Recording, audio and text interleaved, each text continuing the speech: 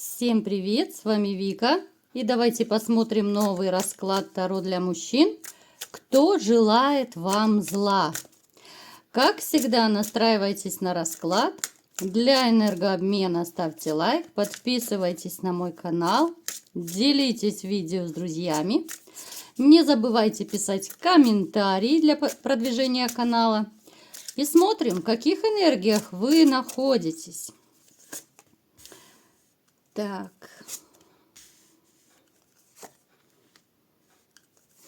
Знаете, вот сразу же мне показывают, что у вас есть некое недоверие к женщинам. Это может быть связано, опять же, с предательством, да, потому что вы испытали на себе, что такое боль, что такое измена, вранье и так далее. То есть вы теперь к женщинам очень-очень осторожно относитесь. Причем это может проигрываться и при знакомстве. Вот вы сейчас предпочитаете, я бы даже сказала, знаете, вот ситуацию холостячества, скажем так, статус холостяка вы предпочитаете, чем быть женщиной. Я не говорю, что вы совсем поставили крест на личной жизни, нет, конечно же, но вот это вот недоверие к женщинам, которое идет сразу же, да, это уже о многом говорит. Это не середина расклада, это не конец расклада, а сразу же показано, то есть это такой вот пунктик своего рода. Я вам скажу, что может проигрываться ситуация, что вам уже, ну, как-то комфортно одному. Помимо того, что вы женщинам не очень доверяете, вы привыкаете быть один, да? Вы даже начинаете какой-то кайф испытывать от того, что, ну, нет рядом бензопилы дружба, никто не выносит мозги, да, кто куда хочет, туда едет, что хотите, то и делаете, да, вот, ну, в принципе, это своего рода такой кайф от одиночества. Напишите комментарий, у кого проигрывается такая ситуация, потому что вообще, знаете, я вот вам скажу, ну, маленькое такое психологическое отступление, которое вы так любите многие. Я чисто вот как психолог даже вам скажу. Когда человек испытывает кайф от одиночества, да, ну как кайф, когда вам не скучно одному, вы не будете грустить, вас не будут одолевать какие-то мысли, негативы, какие-то вот эти ваши грузева ваши, да, вот вы себя грузите постоянно какими-то мыслями, нагнетаете периодически, да. Это я сейчас в общем говорю не о вас, да, потому что у вас немножко другая ситуация проигрывается. Когда человек себя грузит, да, когда ему плохо, вот нет женщины, я умираю, мне нужна женщина, да, вот я один не могу, тогда вот человек погрязнет в этом болоте еще больше. У вас же ситуация другая. Вы умеете находить какой-то плюс даже в том же одиночестве. Вы как человек, который имеет достаточно высокую, ну либо же нормальную самооценку, вы даже в одиночестве найдете чем заняться. Поэтому я как психолог говорю, что у человека, у которого есть нормальная самооценка, такому человеку никогда не будет скучно наедине с самим собой. А когда есть люди, которые считают, что вот все, у меня нет половинки, я все, я несчастный, я умираю, я страдаю, жизнь потеряна, на себе крест поставлен, все. Это уже, знаете, это такая зависимость от другого. Когда человек не может, не знает, куда себя пристроить, чем занять свое свободное время, когда нет рядом больше никого. Это действительно такая форма зависимости, когда требуется помощь специалиста. Это довольно серьезный момент, мы сейчас не будем углубляться, но я о чем хочу сказать, что вы как раз умеете находить тот кайф, который далеко не каждому по зубам. Я вам скажу, что вы не такой простой, как можете казаться. Да, у вас, естественно, как у любого человека, есть как плюсы, так и минусы.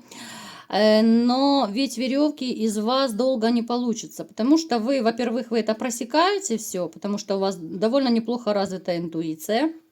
Плюс вы имеете, ну, достаточно такой твердый характер, решительный характер. Здесь могут даже проигрываться такие моменты, как То есть знак зодиака играет большую роль, да, особенно вот козероги, тельцы, близнецы, лев, да. Но это особо такой сильный характер. Это люди, которые, ну, поддаются на уступки, но это нужно заслужить. Да, вы можете закрыть глаза на какие-то вещи. Вы можете, ну так, дать добро на то, чтобы из вас вели веревки. Но опять же, либо кому вы этого не позволите, это либо же дети, это либо же, допустим, любимая женщина, да, которой вы осознанно, еще раз говорю, осознанно вы позволите ведь веревки, чудить, что-то вытворять, да, делать то, чего другим вы никогда не позволите. Напишите, у кого проигрывается такая ситуация. Вот реально, знаете, я смотрю сейчас, абсолютно идет такой кайф от того, что рядом нет выноса мозга. Хотя, смотрите, вот мы смотрим дальше. Смотрим дальше. Я еще раз повторяю, это не значит, что вы вычеркнули вообще женщин из своей жизни, поставили крест. Вот в глубине души вам, конечно же, хотелось иметь женщину, которая, ну, станет надежной вашей опорой, что ли. Я не скажу, что вас очень привлекают романы. Я больше чем уверена, что среди вас большинство, ну, не сторонники романов, измены. Вот в вашей жизни, если была измена, ну, это было не от хорошей жизни скорее. Это была либо вынужденная измена, да, вот когда вы понимали, что все, уже отношения ваши с бывшей заканчиваются, да, либо же когда вы узнали про измену, вы в отместку могли, да, либо же потому что вы не получали, там, я не знаю, может быть, неделями, месяцами того же интима, а потребности-то есть, да, плюс вот этот холод от вашей бывшей женщины. То есть это такая измена, которую, знаете, я никогда не оправдываю измены, я не сторонница измен. Но в то же время у вас такая ситуация, у некоторых, опять же говорю, некоторые, потому что это общий расклад. Это такая измена, которую, ну, я даже не знаю, изменой не назовешь, потому что это, во-первых, это вам было неприятно. Вот сам факт измены, у кого она была, было неприятно. Было как-то, может быть, даже отчасти противно, потому что, но это не про вас, это не ваше мировоззрение, это не ваше воспитание. Вот изменять, предавать, да. Ну вот если у кого и случилось, то это скорее ваша боль, да, чем какой-то косяк такой. Это болезненная такая, неприятная измена. Ну вот как хотите называйте. Можете, кстати, написать в комментариях ваши варианты, как еще можно такую вот вынужденную измену назвать. Смотрите, вы настолько вот щедрый человек, вы по жизни, вот вы таким были, вы такой останетесь. Вы никогда не были и не будете скупердяем. Ну, так уж вас воспитали, по-другому вы просто не умеете. Несмотря на то, что да, вы бываете порой жестковаты, порой, может быть, не очень просто бывает. Но, тем не менее, вот ваша щедрость – это такой ваш огромный плюс. Это щедрость не только в финансах, это щедрость во всем. Это касается не только женщин, это на работе, с друзьями, там, с близкими, где угодно. Вот вы готовы вот искренне помогать. Вот вы, когда видите, что человеку плохо, вы можете даже не ждать, что кто-то вас попросит о помощи, да, вы будете сами предлагать, вы будете поддерживать. Ну, то есть вы можете всегда подставить свое надежное плечо любому человеку. Причем это будет, ну, такая помощь, знаете, может быть и большая сумма денег, это может быть, ну, реально какая-то весомая такая помощь, на которую далеко не каждый человек согласится. Ну, то есть, смотрите, в принципе, назвать вас таким бедным несчастным, ну, никак я не могу, потому что по финансам, ну, так, серединка точно есть, средний достаток есть, у кого-то выше среднего, поскольку общий расклад, да, у всех по-разному проиграется. С женщинами, Я не скажу, что вы стремитесь в эту кабалу, хотя иногда хочется, да, вот хочется почувствовать себя нужным, хочется почувствовать себя любимым. Вот этого тепла не хватает. Но в то же время вы кайфуете от одиночества. Я не говорю о тех, кто из вас там крутит романы, да, потому что мы обычно говорим о серьезных отношениях. Но романы это скорее от скуки, это от разнообразия, это для какого-то развлечения. Но однозначно вы, те, кто из вас крутит романы, вы их не рассматриваете как, допустим, потенциальную будущую жену. Поэтому вот как-то так. Итак, погнали. Кто же желает вам зла? Давайте будем разбираться.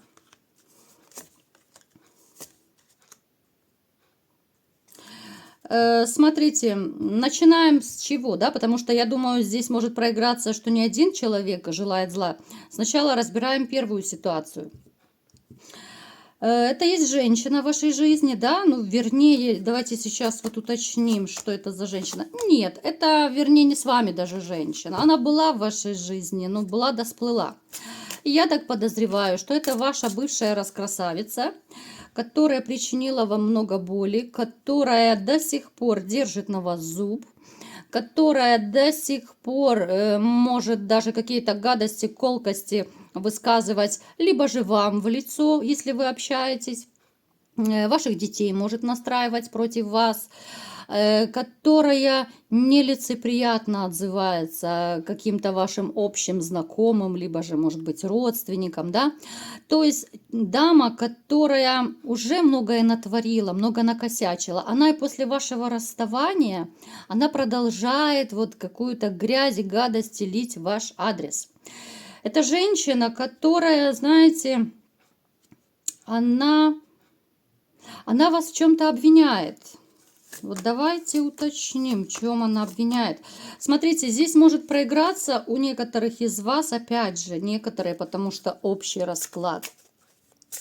Здесь, может быть, она вас обвиняет, либо же она потеряла из-за вас ребенка, либо же это была ситуация, когда она когда-то хотела ребенка, вы не захотели. Ну, то есть здесь что-то связано с нерожденным ребенком. Может быть, она избавилась от ребенка, да, потому что либо же вы не хотели, либо же она понимала, что уже толку не будет из этих отношений. Кстати, вы могли даже не знать, что она избавилась от вашего ребенка нерожденного.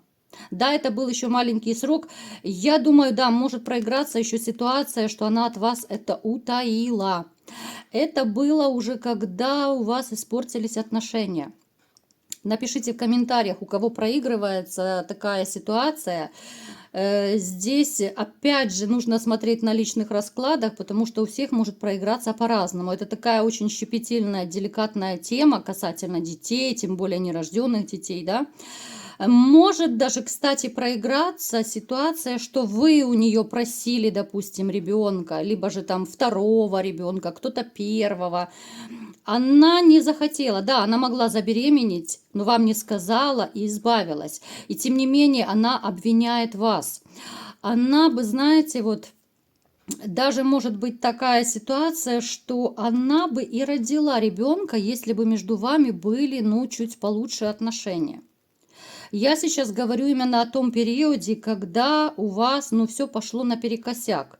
Не о том, что было в начале, как вы понимаете. Смотрите, женщина желает вам зла. Почему? Во-первых, это касательно ребенка, да, у кого-то проигрывается. Далее. Вот она почему-то считает, что вы слишком много совали нос туда, куда не нужно его совать. Это может быть какой-то контроль, это может быть такая тотальная ревность. Это может быть даже, знаете, вот ситуация, когда кто-то из вас мог проверять ее телефоны, да, вот когда началась подозрительность, вы могли проверять телефон, вы могли там в соцсетях переписку читать. Ну, то есть вот эти моменты, когда есть какое-то подозрение, когда уже пошла коса на камень, то я знаю, что и среди мужчин, и среди женщин есть такие люди, которые проверяют, да, вот гаджеты, лазят, читают переписки. Да, это грязно, да, это мерзко, да, это уже опуститься ниже плинтуса, Но, тем не менее, некоторые люди не могут по-другому, потому что тотальное недоверие, либо же тотальная ревность. Поэтому она узнала, что у нее лазили по телефону, да, вот каким-то образом она это узнала. Она это затаила также на вас злость, обиду. Плюс у нее еще такая злость, знаете, на вас. Потому что она думала, вот вы даже после разрыва как-то вот будете то ли содержать ее, ну такое, знаете, пожизненные алименты для нее. То ли вы будете просто давать ей деньги, да, вот, ну, были у нее такие размышления, но вы, как умный мужчина, естественно, такие глупости не сотворили, да тем более после того, что вы от нее натерпелись. Она желает вам зла, вот просто, знаете, это из какой-то еще женской зловредности. Она очень не хочет, чтобы в вашей жизни появились новые отношения, потому что она почему-то вот считает, что когда у вас появится новая любовь, тем более новая семья, то здесь вообще какая-либо надежда по поводу дополнительных финансов от вас, она, конечно же, прикроется.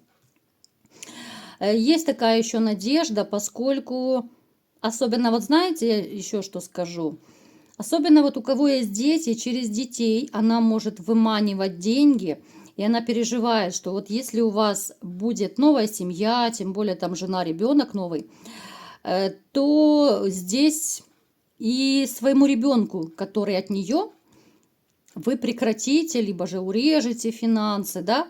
Особенно это касается тех, кто наличкой дает деньги. Не по почте, допустим, да, не на карточку алименты.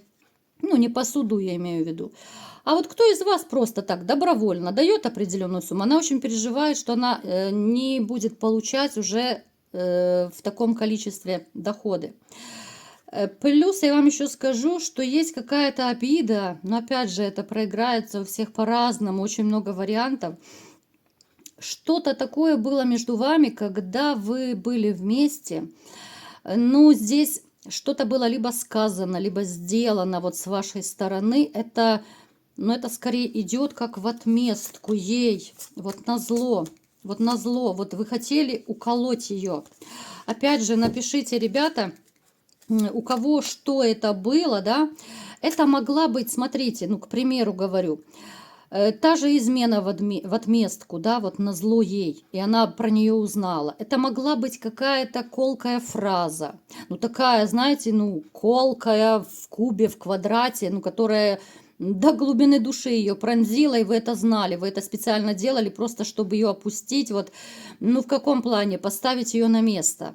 Она это тоже запомнила, либо же это какой-то поступок такой был, да, я сейчас так сразу не могу сказать, потому что, опять же, у каждого своя ситуация. То есть что-то было сказано, сделано такое, чего она до сих пор не может понять, простить и забыть. Поэтому вот она желает вам зла в каком плане? Это и женская зловредность, это и куча вот этих ее тараканов, обид, такая, знаете, ситуация даже негодования, что ли. Вот она даже негодует, когда вам хорошо. Она, между прочим, собирает о вас информацию. Особенно это касается тех, кто не так давно разошелся. Ну, я имею в виду не десятилетиями там. Она знает плюс-минус, как вы живете, плюс она детей выспрашивает.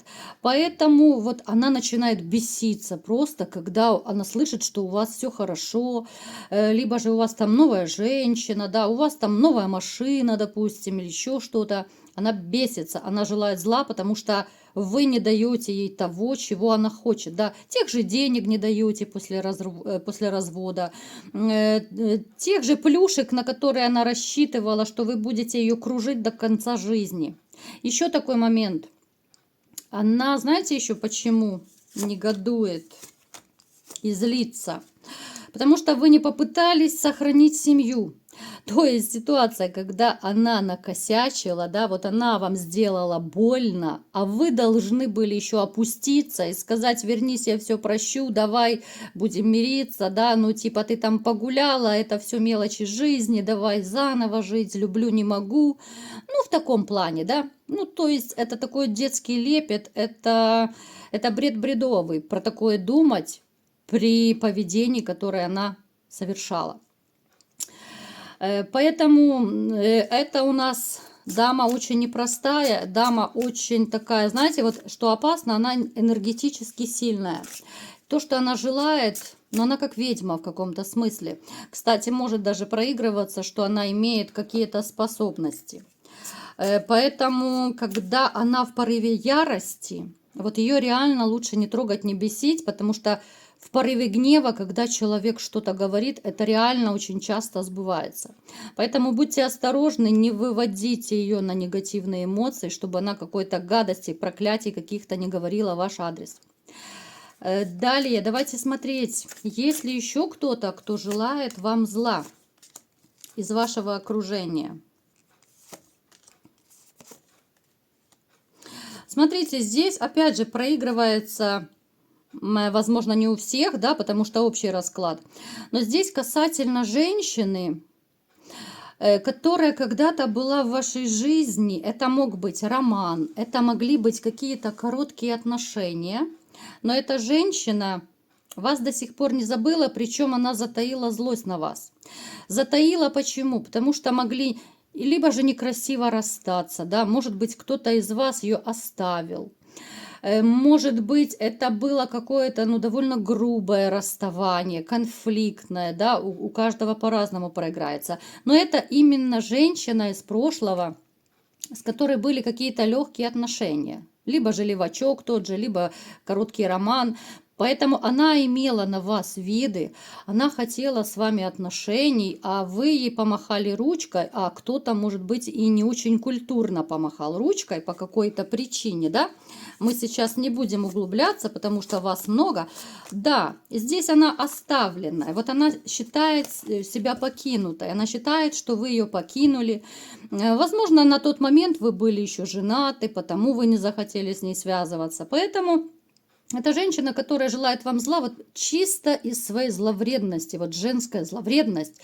Эта женщина, я не скажу, что она колдует, там что-то делает, ну вот она желает, так не доставайся же ты никому, да? А мысли наши тоже материальны. Поэтому от нее идет такой, ну, довольно неприятный посыл. Эта женщина, ну, она на уровне мыслей, казалось бы, да, вот думает, желает какие-то гадости, она может злиться, но опять же, это все энергетика. Поэтому, ребят, прежде чем с кем-то романить, прежде чем какие-то отношения заводить, ну, либо же расставайтесь как-то культурно, деликатно, чтобы, ну, особо не ранить. Потому что люди есть разные, да, есть адекватные, есть не очень адекватные, есть реально, которые будут сыпать вам вслед проклятия. А как вы знаете, что очень часто дети расплачиваются за грехи родителей. Поэтому вот такая не очень приятная история у нас сегодня получилась. Вот две женщины, которые держат на вас зуб. Ну уж как вышло, так вышло. Не делайте повторных ошибок. Вот такой был расклад. Кому понравился, ставьте лайк, подписывайтесь на мой канал, делитесь видео с друзьями и всем пока!